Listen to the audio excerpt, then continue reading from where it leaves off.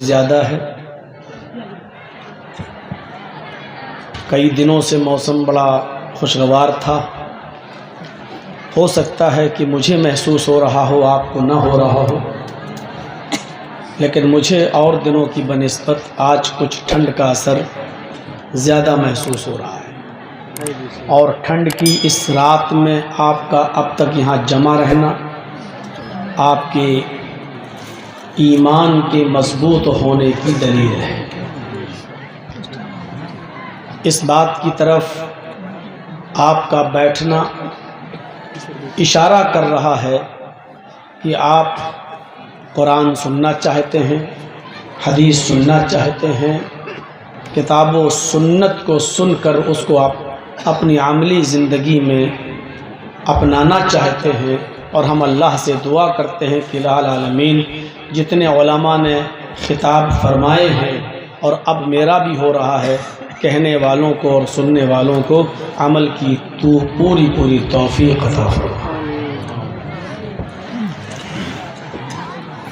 अल्लाह रब्बुल आलमीन ने हम बनी नौ इंसानियत पर इतने एहसानात किए हैं, इतने इनामात किए हैं कि अगर बंदा उन नेमतों को गिनना चाहे, शुमार करना चाहे, तो ये उसके ताकत से बाहर की चीज़ है। अल्लाह रब्बुल आलमीन की इतनी नेमतें हैं कि हम उनको गिन नहीं सकते, और जब गिन नहीं सकते तो जाहिर है कि हर एक नेमत का हम शुक्र अदा कैसे कर सकते हैं। खुद अल्लाह तबारक व तआला ने फरमाया कि इन तउद्दू निअमतल्लाहि ला तुहसूहा, मेरे बंदो अगर तुम मेरी नेमतों को शुमार करना चाहो, मेरी नेमतों को गिनना चाहो, मेरी नेमतों को काउंट करना चाहो, तो तुम नहीं कर सकते। ये तुम्हारे बस में नहीं है। उसने हमें और आपको इंसान बनाया, ये कितनी बड़ी नेमत है। आप ज़रा सड़कों पर फिरने वाले जानवरों को देखो, क्या हमारी तख्लीक उन जानवरों में नहीं हो सकती थी?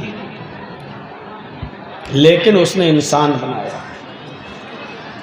और इंसान बनाने के बाद भी उसने एक और अजीम एहसान कि उसने हमें और आपको मुसलमान बनाया। दुनिया में बहुत से मज़ाहिब आज भी जिंदा हैं। यह अलग बात है कि किसी मज़हब के मानने वालों की तादाद 1 करोड़ तक नहीं है पूरी दुनिया में, लेकिन वो अपनी मजहबी शक्ल में जिंदा है। ये अल्लाह का एक अजीम एहसान है कि उसने हमें और आपको इस्लाम की दौलत से माला माल किया। ये कितना बड़ा इनाम है अल्लाह रब्बुल आलमीन का कि उसने हमें और आपको जनाब मोहम्मद रसूलुल्लाह सल्लल्लाहु अलैहि वसल्लम का उम्मती होने का शर्फ बख्शा। हम पूरा कुरान पढ़ जाएं, और आपको दावत देते हैं पूरा कुरान पढ़िए।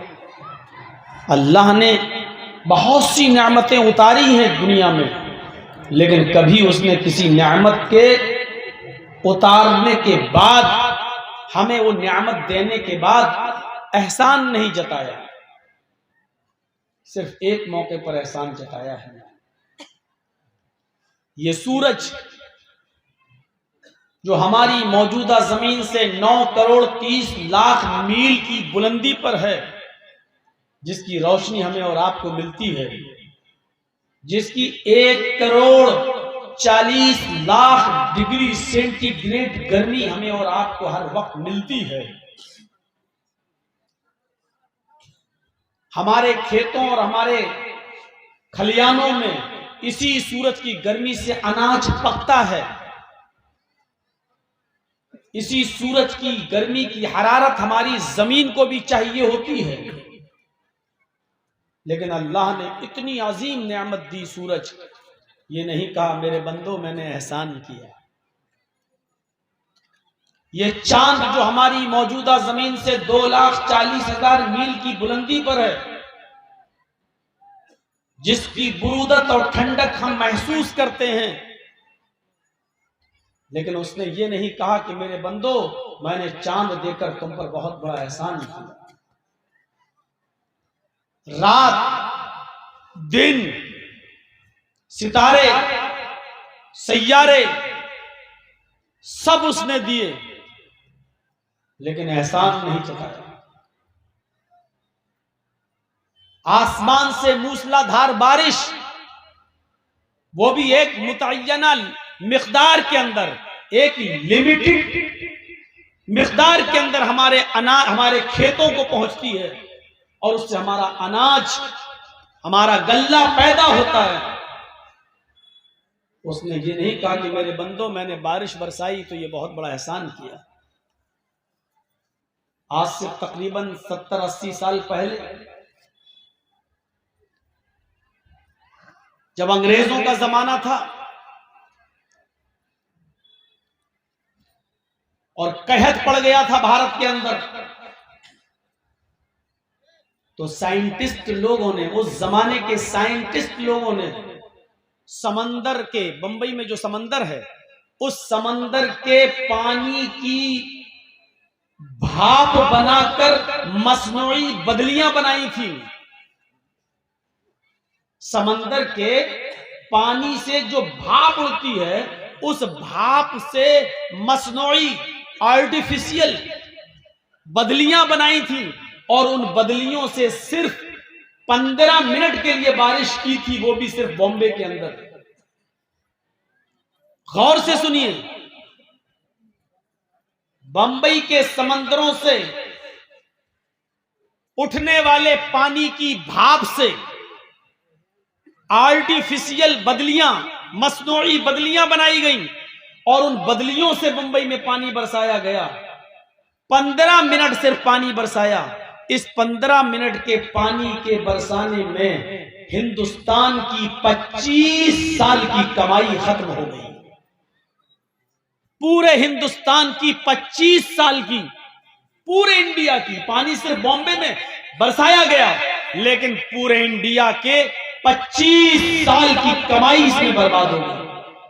अब आप अंदाजा लगा सकते हैं कि 10 मिनट और 15 मिनट की बारिश, वो भी सिर्फ मुंबई में हो, तो 25 साल पीछे चला जाता है हमारा मुल्क।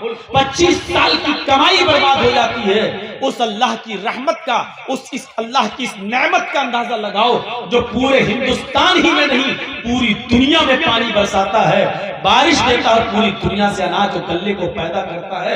ये कितनी बड़ी नेमत है। लेकिन उसने इतनी बड़ी नेमत को नाजिल करते वक्त भी, बारिश को बरसाते वक्त भी ये नहीं कहा कि मैंने तुम्हारे ऊपर बहुत बड़ा एहसान किया।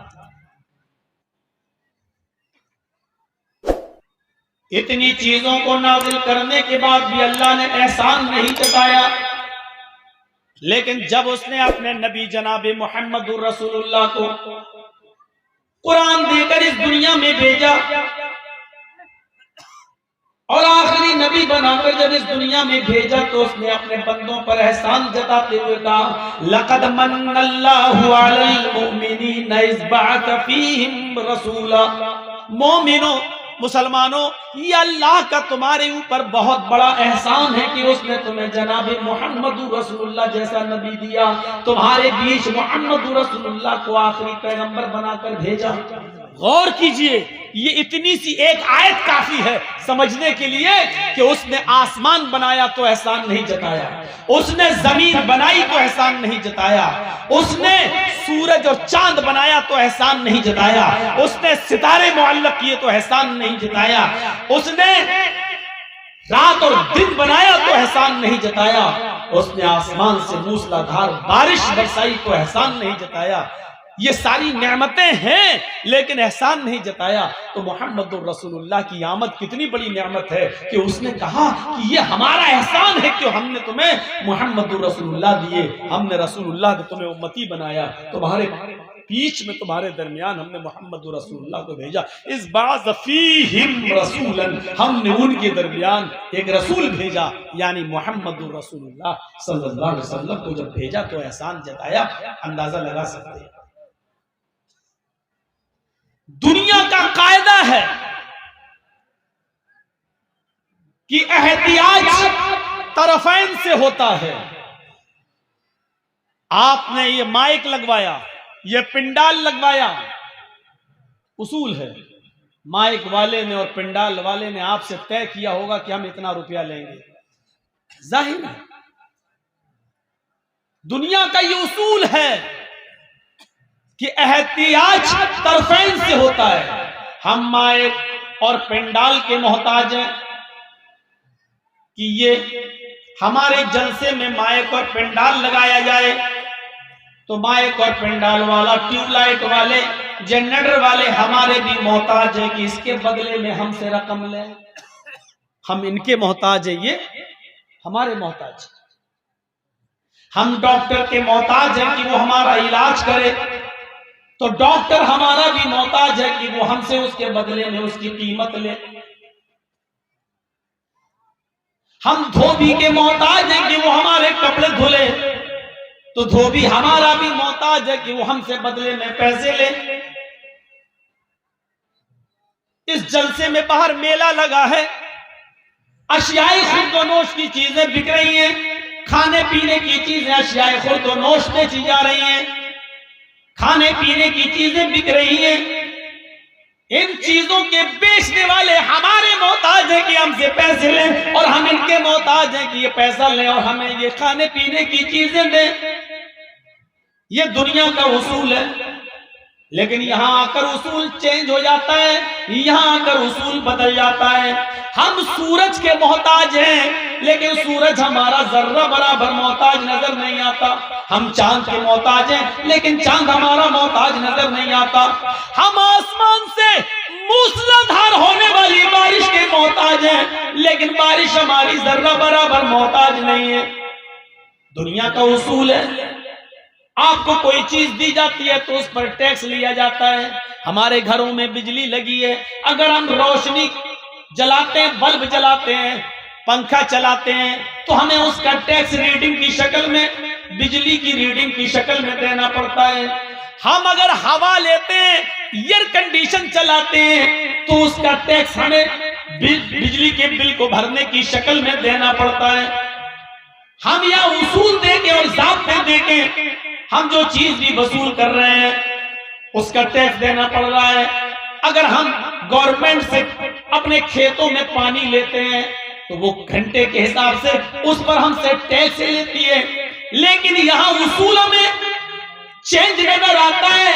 हम सूरज की रोशनी के मोहताज हैं, लेकिन अल्लाह रब्बुल आलमीन ने हमें आज तक बिल नहीं भेजा।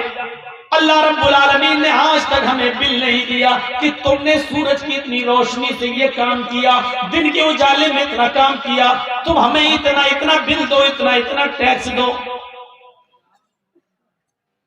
हम एयर कंडीशन की हवा लेते हैं तो टैक्स देते हैं, पंखे चलाते हैं तो टैक्स देते हैं, लेकिन अल्लाह ने जो हवा चलाई आज तक उसने हमसे टैक्स नहीं मांगा।